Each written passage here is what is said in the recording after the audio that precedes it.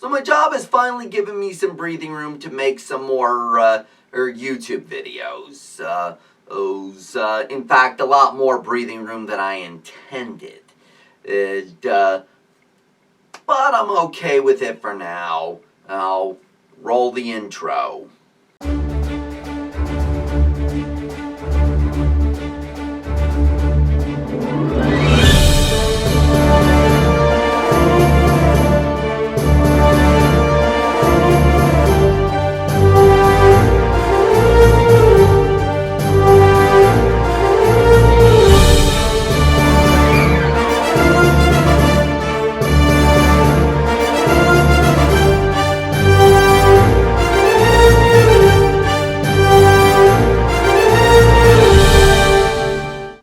Greetings, fellow adventurers! Fred here, and welcome to Larp Saga, the show that explores anything and everything live-action role-playing.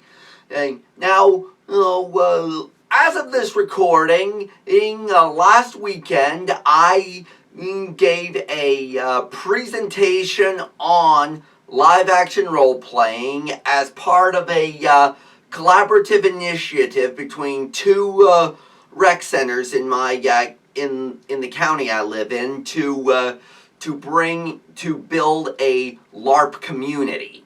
I'd given this presentation before. This is just the first time I put it on camera.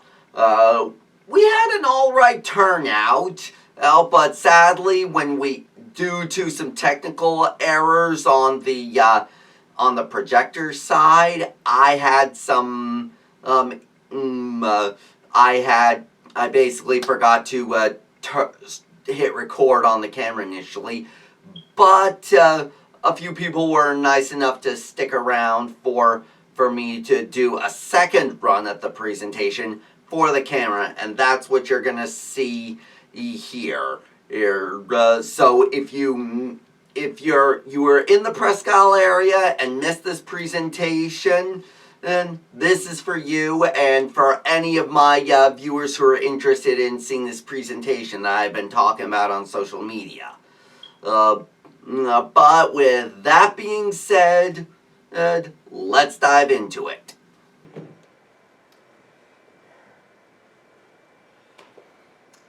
Welcome one and all to A Rustic Larping, an introduction, where the trail of adventure begins.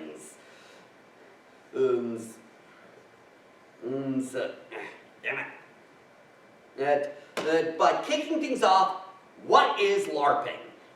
LARPing, or live-action role-playing, is a form of interactive storytelling where participants create a character, dress up as said character, and interact with others doing the same thing. Essentially a lot like a multiplayer game that doesn't involve a console or PC.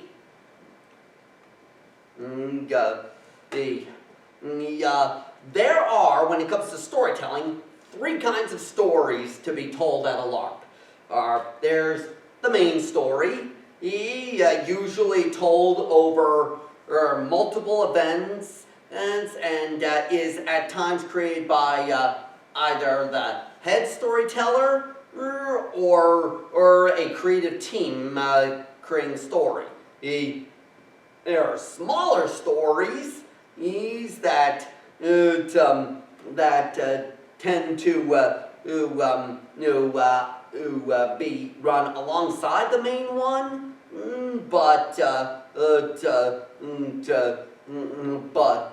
and may or may not be intertwined with the main story. And then there's the stories you make yourselves. Sometimes something one says or does spirals into a story of its own in the game. And on top of that, you can get involved in these stories and potentially have an impact on how they turn out. When it comes to characters of a LARP game, a number of LARP games have very robust and flexible character creation systems, And a good game would have options for the player to create their ideal character. As a character, you fight using your skills and abilities, you complete jobs, and interact with other characters. Some of the best LARP moments come from character interaction.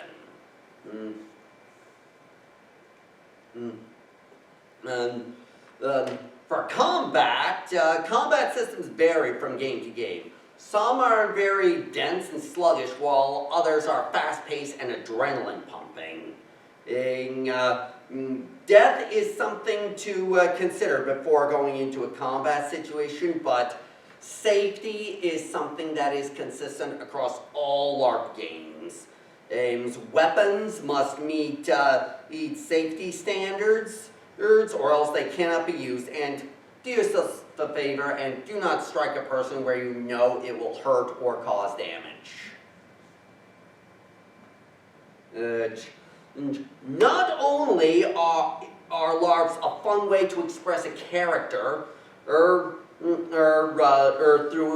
interacting with a story, but LARPers take up creative skills like costuming and prop making.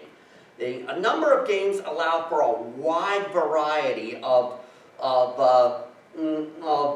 creative ideas for character concepts. Some have baseline gear and costume requirements of varying in levels. So while some games have a specific style they're going for, and you're free to do whatever you wish within that style or framework.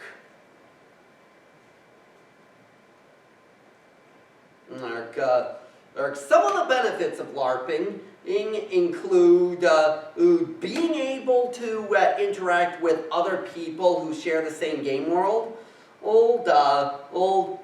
It encourages collaboration both in and out of game. Opportunities to learn new skills to broaden the scope of your own creative ability. And you can learn about another time and culture through their armor, costume, and weaponry. And best of all, you aren't alone. While a number of LARP games may be localized, it doesn't mean that they are not talking to each other. There are countless LARPers who share their love for the hobby online, be it independent, where they run their own YouTube channels, myself included, blogs, or even websites. And some even contribute to larger websites like larping.org, LARPbook, Nordic LARP, and larpnews.net. And this is merely the beginning of the LARPing adventure here in Aroostook County. I myself am in the process of designing a game for this venture with the rec centers. While I am still ironing out the mechanics, I can say it pays homage to 80s and 90s Saturday morning cartoons that were made to sell toys, like G.I. Joe and Power Rangers. Hope to see you there. With that being said, any questions? So yeah, that has been my presentation on LARP that I gave to the local rec center. And yes, Dad, I know my public speaking skills are a bit rusty. No need to lecture me about it. But I am certain I left some things out in this presentation, so feel free to roast me down in the comments over stuff I missed. And I'll likely use it to fine-tune the presentation a bit more if I ever give it again. But with that being said, if you're a returning viewer, thanks for stopping by. And if you're new around here, be sure to like, subscribe, and ring the bell to keep up to date with all the content we're putting out over here. You can find links down below to follow me on Twitch, find my social media, my support platforms, and the means to contact me directly. Thanks for watching, and I hope to see you on the Trail of Adventure.